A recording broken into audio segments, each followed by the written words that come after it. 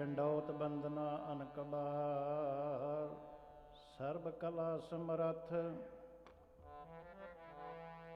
ਡੋਲਣ ਤੇ ਰਾਖੋ ਪ੍ਰਭੂ, ਨਾਨਕ ਦੇ ਕਰ ਹੱਥ।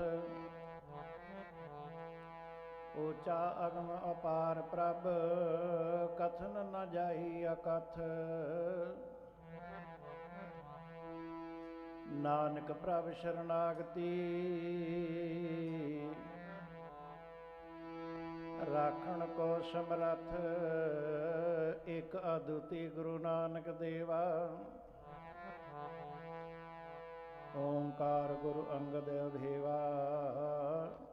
ਵਿੱਚ ਸਾਧੂ ਭਾਗਾਂ ਵਾਲੇ ਮਾਣਦੇ ਨੇ, ਠੰਡੀਆਂ ਛਾਵਾਂ ਨੇ ਜਗਤ ਵਿੱਚ।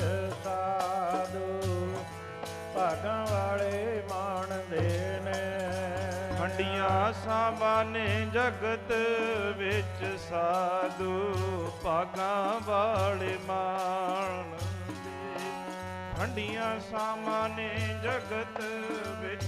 ਸਾਧੂ ਭਾਗਾਂ ਵਾਲੇ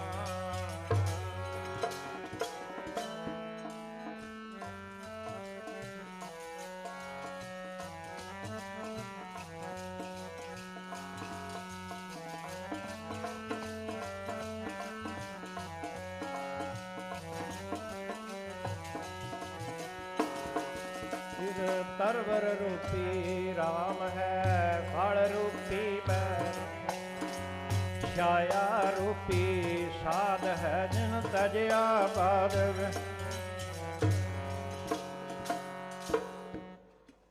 ਜੁਗੋ ਜੁਗ ਅਟਲ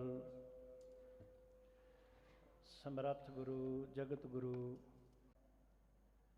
ਮਹਾਂਪੁਰਸ਼ਾਂ ਦੇ ਜੀਵਨ ਨੂੰ ਨਮਸਕਾਰ ਕਰਨੀ ਹੈ, ਕਿਉਂਕਿ ਮਹਾਂਪੁਰਸ਼ਾਂ ਦਾ ਐਸਾ ਪਿਆਰਾ ਜੀਵਨ, ਸਤਿਕਾਰਯੋਗ ਬੀਜੀ ਆਪ ਜੀ ਦਾ ਐਸਾ ਪਿਆਰਾ ਜੀਵਨ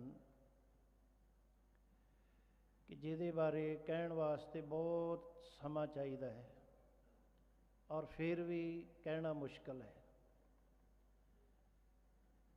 ਕਿਉਂਕਿ ਮਹਾਂਪੁਰਖਾਂ ਦੀ ਜਿਹੜੀ ਸੋਭਾ ਹੁੰਦੀ ਹੈ, ਉਹ ਵੀ ਗੁਰੂ ਵਰਗੀ ਹੁੰਦੀ ਹੈ। ਨਾ ਕੋਈ ਗੁਰੂ ਦੀ ਸੋਭਾ ਕਰ ਸਕਦਾ ਹੈ, ਨਾ ਕੋਈ ਮਹਾਂਪੁਰਸ਼ਾਂ ਦੀ ਸੋਭਾ ਕਰ ਸਕਦਾ ਹੈ। ਸਾਧ ਕੀ ਸੋਭਾ ਸਦਾ ਬੇਅੰਤ। ਹੁਣ ਜਿਹੜੀ ਚੀਜ਼ ਬੇਅੰਤ ਹੈ, ਅੰਤ ਹੀ ਨਹੀਂ, ਉਹਨੂੰ ਕੀ ਕੋਈ ਵਰਣਨ ਕਰ ਸਕਦਾ ਹੈ। ਦਾਸ ਨੂੰ ਵੀ ਕਾਫੀ ਸਮੇਂ ਤੋਂ ਮਹਾਂਪੁਰਖਾਂ ਦੀ ਸੰਗਤ ਪ੍ਰਾਪਤ ਹੋਈ। ਦਾਸ ਬਚਪਨ ਵਿੱਚ ਇੱਥੇ ਰਹਿ ਕੇ ਮਹਾਂਪੁਰਖਾਂ ਕੋਲ ਸੇਵਾ ਕਰਦਾ ਰਿਹਾ, ਔਰ ਰੱਜ ਰੱਜ ਕੇ ਮਹਾਂਪੁਰਖਾਂ ਦੇ ਬੀਜੀਆਂ ਦੇ ਦਰਸ਼ਨ ਕੀਤੇ, ਪਿਆਰੇ ਬਚਨ ਸਰਵਣ ਕੀਤੇ। ਪਰ ਸਮੇਂ ਦੇ ਨਾਲ ਐਸਾ ਸਮਾਂ ਆਇਆ ਕਿ ਅੱਜ ਦੇ ਦਿਨ ਮਹਾਂਪੁਰਸ਼ ਆਪਾਂ ਸਾਰਿਆਂ ਨੂੰ ਵਿਛੋੜਾ ਦੇ ਗਏ। ਉਸ ਤੋਂ ਬਾਅਦ ਪਿਆਰੇ ਬੀਜੀ ਉਹਨਾਂ ਪਾਸੋਂ ਮਹਾਂਪੁਰਸ਼ਾਂ ਵਾਲਾ ਹੀ ਪਿਆਰ ਮਿਲਦਾ ਰਿਹਾ, ਅਤੇ ਸਮਾਂ ਆਉਣ 'ਤੇ ਸਤਿਕਾਰਯੋਗ ਬੀਜੀ ਵੀ ਸੰਗਤਾਂ ਨੂੰ ਵਿਛੋੜਾ ਦੇ ਗਏ। ਸੋ ਮਹਾਂਪੁਰਖਾਂ ਨੇ ਸਾਰੀ ਜ਼ਿੰਦਗੀ ਪਿਆਰ ਵੰਡਿਆ, ਚਾਹੇ ਪੰਜਾਬ ਹੋਵੇ, ਚਾਹੇ ਯੂਪੀ ਹੋਵੇ। ਯੂਪੀ ਵਿੱਚ ਜਦੋਂ ਮਹਾਂਪੁਰਸ਼ ਗਏ, ਅਤੇ ਉੱਥੇ ਜਿਹੜਾ ਜੀਵਨ ਸੀ ਨਾ ਸਾਡੇ ਵਰਗਿਆਂ ਦਾ, ਉਹ ਪਸ਼ੂਆਂ ਨਾਲੋਂ ਵੀ ਭੈੜਾ ਜੀਵਨ ਸੀ। ਚੋਰੀਆਂ ਕਰਦੇ, ਘਰਾਂ ਦੇ ਵਿੱਚ ਡਰਮਾਂ ਦੇ ਡਰਮ ਸ਼ਰਾਬ ਦੇ ਹੁੰਦੇ, ਖੋਟੇ ਕਰਮ ਕਰਨੇ, ਕਿਸੇ ਨੂੰ ਗੁਰਬਾਣੀ ਦਾ ਕੋਈ ਗਿਆਨ ਨਹੀਂ, ਸਤ ਸੰਗਤ ਦਾ ਤਾਂ ਪਤਾ ਹੀ ਨਹੀਂ ਸੀ ਵੀ ਕੀ ਹੈ। ਉਹ ਜਿਵੇਂ ਜਾਨਵਰ ਖਾਂਦੇ ਪੀਂਦੇ, ਇਸੇ ਤਰ੍ਹਾਂ ਖਾ ਲਿਆ ਪੀ ਲਿਆ, ਸੌਂ ਗਏ, ਫਿਰ ਖਾ ਲਿਆ ਪੀ ਲਿਆ। ਸੋ ਮਹਾਂਪੁਰਸ਼ਾਂ ਨੇ ਜਦੋਂ ਉੱਥੇ ਜਾ ਕੇ ਇਹਨਾਂ ਜੀਵਾਂ ਦਾ ਹਾਲ ਦੇਖਿਆ, ਕਿਉਂਕਿ ਫਾਰਮ ਖਰੀਦਣਾ ਇਹ ਤੇ ਇੱਕ ਮਹਾਂਪੁਰਸ਼ਾਂ ਦਾ ਬਹਾਨਾ ਹੁੰਦਾ ਹੈ। ਦਰਗਾਹੋਂ ਹੀ ਡਿਊਟੀ ਲੱਗੀ ਹੁੰਦੀ ਹੈ ਕਿ ਕਿਹੜੀ ਕਿਹੜੀ ਜਗ੍ਹਾ 'ਤੇ ਜਾ ਕੇ ਮਹਾਂਪੁਰਸ਼ਾਂ ਨੇ ਸੰਗਤਾਂ ਦਾ ਭਲਾ ਕਰਨਾ ਹੈ, ਪਿਛਲੇ ਜਨਮਾਂ ਦੀਆਂ ਵਿਛੜੀਆਂ ਹੋਈਆਂ ਰੂਹਾਂ ਨੂੰ ਕਿੱਥੋਂ ਕਿੱਥੋਂ ਜਾ ਕੇ ਮਹਾਂਪੁਰਸ਼ਾਂ ਨੇ ਕੱਢਣਾ ਹੈ। ਇਹ ਤਾਂ ਸਾਰਾ ਕੁਝ ਵਾਹਿਗੁਰੂ ਦੇ ਹੁਕਮ ਵਿੱਚ ਹੁੰਦਾ ਹੈ। ਉਹ ਭੇਜੇ ਕਰਤਾਰ ਦੇ ਆਪ ਨਾ ਆਉਂਦੇ ਸਾਧੂ, ਭੇਜੇ ਕਰਤਾਰ ਦੇ ਆਪ ਨਾ ਆਉਂਦੇ ਸਾਧੂ, ਭੇਜੇ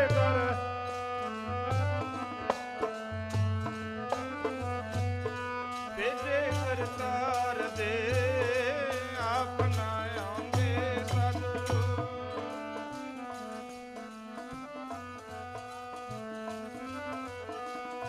ਭੇਜੇ ਕਰਤਾਰ ਦੇ ਆਪ ਨਾ ਆਉਂਦੇ ਸਾਧੂ, ਭੇਜੇ ਕਰਤਾਰ ਦੇ ਆਪ ਨਹੀਂ ਆਉਂਦੇ ਸਾਧੂ, ਭੇਜੇ ਕਰਤਾਰ ਦੇ ਆਪ ਨਹੀਂ ਆਉਂਦੇ ਸਾਧੂ, ਭੇਜੇ ਕਰਤਾਰ ਦੇ ਆਪ ਨਹੀਂ ਆਉਂਦੇ ਸਾਧੂ, ਭੇਜੇ ਕਰਤਾਰ ਦੇ ਆਪ ਨਹੀਂ ਆਉਂਦੇ ਸਾਧੂ, ਦੇ ਆਪ ਨਹੀਂ ਆਉਂਦੇ ਸਾਧੂ, ਭੇਜੇ ਕਰਤਾਰ ਦੇ ਆਪ ਨਹੀਂ ਆਉਂਦੇ ਸਾਧੂ।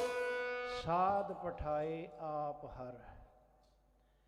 ਸੋ ਮਹਾਂਪੁਰਸ਼ਾਂ ਨੇ ਉੱਥੋਂ ਦੇ ਜੀਵਾਂ ਦੀ ਜਦੋਂ ਹਾਲਾਤ ਵੇਖੀ ਕਿ ਇਹਨਾਂ ਜੀਵਾਂ ਦਾ ਕਿੰਨਾ ਉੱਤਮ ਜਨਮ ਹੈ ਔਰ ਇਹ ਕਿਹੜੇ ਕੰਮ ਵਿੱਚ ਲੱਗੇ ਹੋਏ ਨੇ, ਵਾਹਿਗੁਰੂ ਦੇ ਨਾਮ ਰਤਨ ਨੂੰ ਛੱਡ ਕੇ, ਜਿਵੇਂ ਗੁਰੂ ਗ੍ਰੰਥ ਸਾਹਿਬ ਮਹਾਰਾਜ ਕਹਿੰਦੇ ਰਤਨ ਤਿਆਗ ਕੌਡੀ ਸੰਗ ਰਚੈ, ਸੱਚ ਛੋੜ ਝੂਠ ਸੰਗ ਮਚੈ। ਇਹ ਤਾਂ ਰਤਨ ਨੂੰ ਛੱਡ ਕੇ ਕੌਡੀਆਂ ਦੇ ਮਗਰੀ ਭੱਜੇ ਫਿਰਦੇ।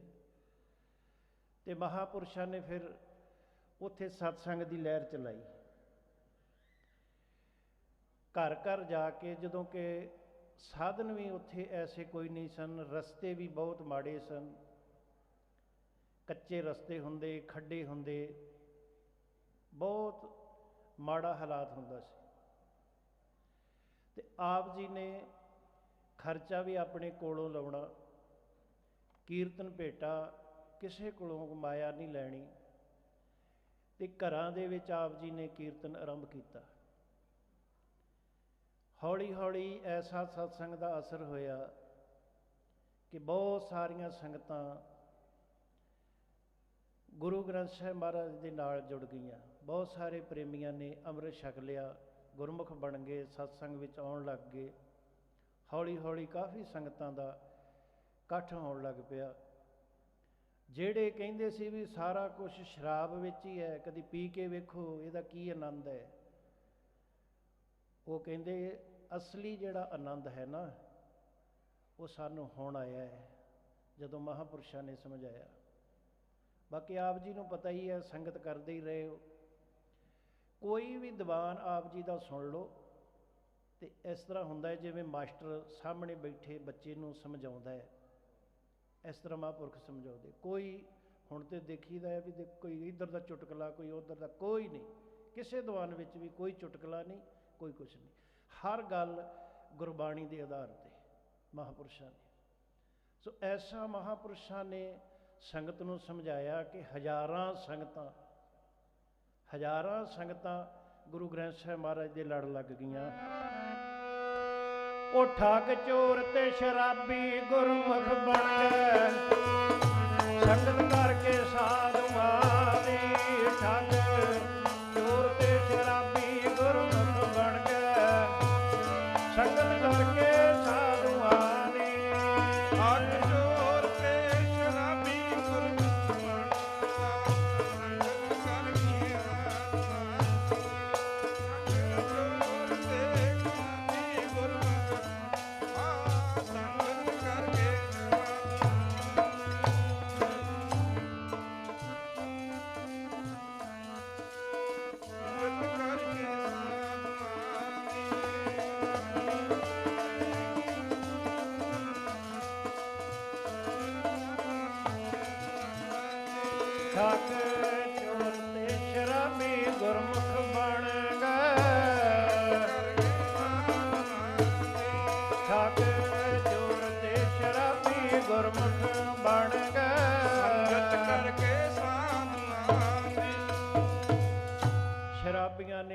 ਸ਼ਰਾਬ ਪੀਣੀ ਛੱਡ ਦਿੱਤੀ, ਚੋਰਾਂ ਨੇ ਚੋਰੀਆਂ ਕਰਨੀਆਂ ਛੱਡ ਦਿੱਤੀਆਂ, ਗੁਰਮੁਖ ਬਣ ਗਏ, ਨਿਤਨੇਮੀ ਹੋ ਗਏ। ਸਾਰੇ ਯੂਪੀ ਦੇ ਵਿੱਚ ਮਹਾਂਪੁਰਸ਼ਾਂ ਨੇ ਨਾਮ ਬਾਣੀ ਦਾ ਛੱਟਾ ਦੇ ਕੇ ਭੁੱਲੀਆਂ ਭਟਕੀਆਂ ਰੂਹਾਂ ਨੂੰ ਗੁਰੂ ਗ੍ਰੰਥ ਸਾਹਿਬ ਮਹਾਰਾਜ ਦੇ ਚਰਨਾਂ ਦੇ ਨਾਲ ਜੋੜਿਆ। ਉਸ ਤੋਂ ਬਾਅਦ ਫਿਰ ਮਹਾਂਪੁਰਸ਼ ਇਸ ਇਲਾਕੇ ਵਿੱਚ ਆਏ। ਜਿਵੇਂ ਯੂਪੀ ਦੇ ਵਿੱਚ ਮਹਾਂਪੁਰਸ਼ਾਂ ਨੇ ਦਿਨ ਰਾਤ ਮਿਹਨਤ ਕੀਤੀ, ਇਹ ਕਹਿ ਲੈਣਾ ਤੇ ਬੜਾ ਸੌਖਾ ਹੈ, ਪਰ ਕਰਨਾ ਬਹੁਤ ਔਖਾ ਹੈ। ਅਸੀਂ ਵੀ ਹੁਣ ਕੀਰਤਨ ਕਰਦੇ ਹਾਂ, ਦਾਸ ਦਾ ਵੀ ਜਥਾ ਹੈ, ਯੂਪੀ ਵਿੱਚ ਜਾਂਦੇ ਹਾਂ। ਅਸੀਂ ਸੋਚਦੇ ਹਾਂ ਸੜਕਾਂ ਚੰਗੀਆਂ ਹੋਣ, ਮਾੜੀ ਸੜਕ 'ਤੇ ਨਹੀਂ ਅਸੀਂ ਜਾ ਸਕਦੇ। ਜਿਵੇਂ ਮਹਾਂਪੁਰਸ਼ ਖੱਡਿਆਂ ਵਿੱਚ ਕੱਚਿਆਂ ਰਸਤਿਆਂ ਜਾਂਦੇ ਰਹੇ, ਸਾਡੇ ਵਰਗੇ ਕਿੱਥੇ ਜਾ ਸਕਦੇ। ਇਹ ਕਹਿਣਾ ਹੀ ਸੌਖਾ ਹੈ, ਸੁਣ ਲੈਣਾ ਸੌਖਾ ਹੈ। ਉਸੇ ਤਰ੍ਹਾਂ ਮਹਾਂਪੁਰਸ਼ਾਂ ਨੇ ਇਸ ਇਲਾਕੇ ਦੇ ਵਿੱਚ ਆ ਕੇ ਵੀ ਬੇਅੰਤ ਮਿਹਨਤ ਕੀਤੀ, ਦਿਨ ਰਾਤ ਮਿਹਨਤ ਕਰਕੇ ਇਸ ਇਲਾਕੇ ਨੂੰ ਵੀ ਮਹਾਂਪੁਰਸ਼ਾਂ ਨੇ ਚਾਰ ਚੰਨ ਲਾਏ। ਇੱਥੋਂ ਦੀਆਂ ਸੰਗਤਾਂ ਨੂੰ ਵੀ ਧੰਨ ਗੁਰੂ ਗ੍ਰੰਥ ਸਾਹਿਬ ਮਹਾਰਾਜ ਦੇ ਨਾਲ ਜੋੜ ਕੇ ਲੱਖਾਂ ਪ੍ਰਾਣੀਆਂ ਨੂੰ ਅੰਮ੍ਰਿਤ ਛਕਾਇਆ। ਹੋਰ ਬੇਅੰਤ ਪਰਉਪਕਾਰ ਦੇ ਕਾਰਜ ਮਹਾਂਪੁਰਸ਼ਾਂ ਨੇ ਕੀਤੇ। ਉਹਨਾਂ ਕਾਰਜਾਂ ਵਿੱਚੋਂ ਜਿਵੇਂ ਆਤਮ ਮਾਰਗ ਮੈਗਜ਼ੀਨ ਅੱਜ ਦੇਸ਼ਾਂ ਵਿਦੇਸ਼ਾਂ ਵਿੱਚ ਸੰਗਤਾਂ ਜਿਸ ਤੋਂ ਲਾਭ ਪ੍ਰਾਪਤ ਕਰਦੀਆਂ ਨੇ, ਜਿਸ ਤੋਂ ਜੀਵਨ ਮਿਲਦਾ ਹੈ ਵੀ ਅਸੀਂ ਕਿਵੇਂ ਜੀਵਨ ਜਿਉਣਾ ਹੈ, ਉਹਦੇ ਵਿੱਚ ਸਾਡਾ ਜੀਵਨ ਹੈ। ਜੇ ਅਸੀਂ ਪੜ੍ਹ ਲਈਏ ਤਾਂ ਸਾਨੂੰ ਜ਼ਿੰਦਗੀ ਦੀ ਜਾਂਚ ਆ ਜਾਏਗੀ। ਸੋ ਬਹੁਤ ਸਾਰੇ ਪਰਉਪਕਾਰ ਮਹਾਂਪੁਰਸ਼ਾਂ ਨੇ ਕੀਤੇ ਨੇ। ਹੁਣ ਮੈਂ ਬਹੁਤ ਅੱਗੇ ਨਹੀਂ ਜਾਣਾ, ਕਿਉਂਕਿ ਦਾਸ ਤੇ ਵੈਸੇ ਹਰ ਸਾਲ ਹਾਜ਼ਰੀ ਭਰਦਾ ਹੈ, ਜਿਉਂ ਸੰਨ 90 ਤੋਂ ਇਹ ਸਮਾਗਮ ਸ਼ੁਰੂ ਹੋਏ, ਪਰ ਮੈਂ ਕਦੀ ਨਹੀਂ ਸੋਚਿਆ ਵੀ ਮੈਂ ਟਾਈਮ ਲਾਵਾਂ। ਮਹਾਂਪੁਰਸ਼ਾਂ ਦਾ ਇਹ ਹੁਕਮ ਸੀ, ਇਸ ਕਰਕੇ ਮੈਂ ਆਪ ਜੀ ਦੇ ਦਰਸ਼ਨ ਕੀਤੇ ਨੇ। ਵੈਸੇ ਤਾਂ ਮੈਂ ਚਾਹੁੰਦਾ ਸੀ ਵੀ ਐਰਕਾਂ 2 ਦਿਨ ਦਾ ਸਮਾਂ ਹੈ, ਹੋਰ ਜਿਹੜੇ ਬਾਹਰੋਂ ਬੁਲਾਰੇ ਆਉਂਦੇ ਹੈ ਉਹਨਾਂ ਨੂੰ ਟਾਈਮ ਚਾਹੀਦਾ ਹੈ, ਵੀ ਆਪਾਂ ਤਾਂ ਘਰ ਵਿੱਚ ਆ, ਕੋਈ ਗੱਲ ਹੀ ਨਹੀਂ। ਪਰ ਮਹਾਂਪੁਰਖਾਂ ਦਾ ਜਿਹੜਾ ਹੁਕਮ ਸੀ ਉਹ ਸਿਰ ਮੱਥੇ 'ਤੇ, ਇਸ ਕਰਕੇ ਦਾਸ ਨੇ ਆਪ ਜੀ ਦੇ ਚਰਨਾਂ 'ਚ ਹਾਜ਼ਰੀ ਲਵਾਈ ਹੈ। ਇੰਨੀ ਕੀ ਹਾਜ਼ਰੀ ਆਪ ਜੀ ਨੇ ਪ੍ਰਵਾਨ ਕਰਨੀ, ਹੋਈਆਂ ਬਹੁਤ ਸਾਰੀਆਂ ਭੁੱਲਾਂ ਦੀ ਮਾਫੀ ਬਖਸ਼ਣੀ। ਲੋਕ ਸੁਖੀਏ ਪਰਲੋਕ ਸਹੇਲੇ, ਨਾਨਕ ਹਰ ਪ੍ਰਭ ਆਪੇ ਮੇਲੇ। ਵਾਹਿਗੁਰੂ ਜੀ ਕਾ ਖਾਲਸਾ, ਵਾਹਿਗੁਰੂ ਜੀ ਕੀ ਫਤਿਹ।